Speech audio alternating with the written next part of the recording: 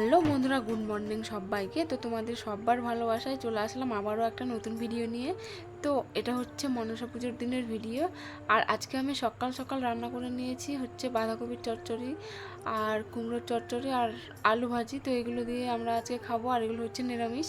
তো খাওয়া দাওয়ার পর আমার ছেলে আর আমি এখন বেরিয়ে পড়ছি তাড়াতাড়ি করে ঘর দৌড় লাগিয়ে দিয়ে। তো আমরা যাব হচ্ছে মামাদের বাড়িতে, কারণ মামাদের বাড়িতে আজকে মনসা পুজো। তো তার জন্য আমি কাপড় চোপড়গুলো সব তুলে নিচ্ছি। আর আজকে ছিল প্রচণ্ড রোদ দুপুরবেলা, আর এই যে আমার ছেলে ছাতা নিয়ে নিয়েছে। তো এই যে আমাদের গ্রামের স্কুলটা। তো আমাদের বাড়ি থেকে আমার মামার বাড়ি হচ্ছে মাত্র 6-7 মিনিট রাস্তা। তো যেহেতু দুপুরবেলা তার জন্য ছাতা নিয়ে বেরিয়েছিলাম। আর এই যে আমাদের এখানে সববার বাড়ি মাটির। তো এই যে আমরা মামাদের বাড়িতে চলে এসেছি, আর দিদা সব পরিষ্কার করছে ঠাকুর ঘরগুলো।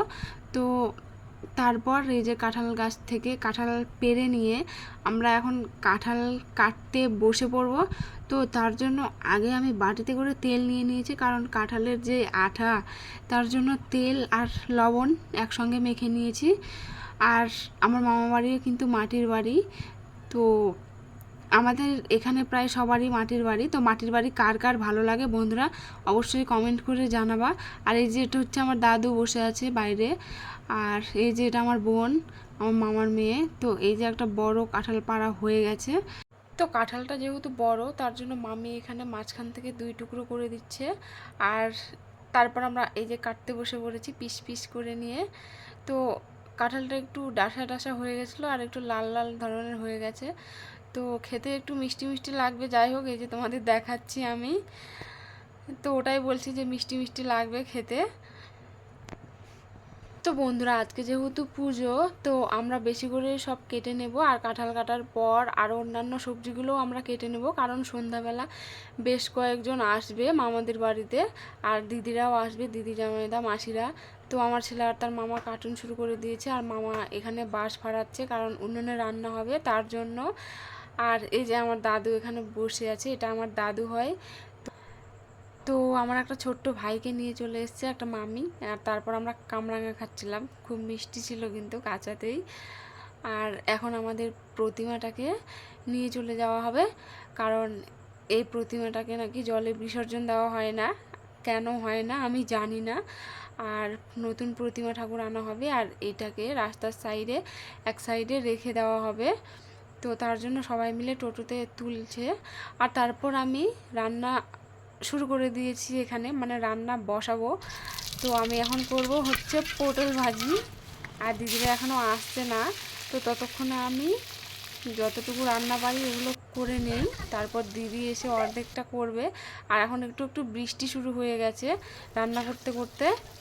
তো আমার পটল ভাজি হয়ে গেছে, আর আমি এগুলোকে এখন নামিয়ে নেব। আর মামি এখানে মশলা বাটাবাটি করছে।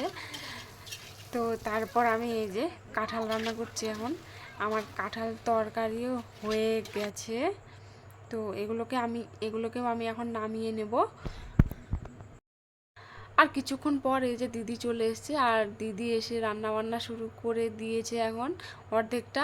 আর আমাদের নতুন প্রতিমা ঠাকুরও চলে এসেছে, তাকে বরণ করে আমরা এখন ঘরে তুলব।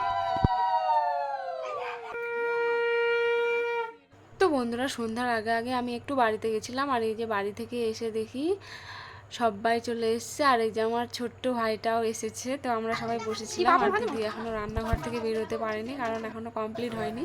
এখানে বেগুনি ভাজা হচ্ছে, আর বেগুনি ভাজছে আরেকটা মামি এসেছিলো আর দিদি। তো বেগুনিগুলো খুব সুন্দর হচ্ছে। আর সন্ধ্যাবেলা মামাদের বাড়িতে পাড়া প্রতিবেশীগুলোও এসেছিলো, তাদেরকে বলা হয়েছিল।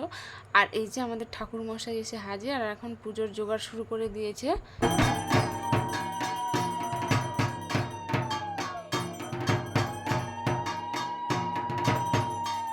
আর বন্ধুরা পুজো হয়ে যাওয়ার পর এই যে আমি আমার ছোট্ট ভাইটাকে নিয়ে আছি, ঘুমিয়ে গেছে, আর মামি খাচ্ছে।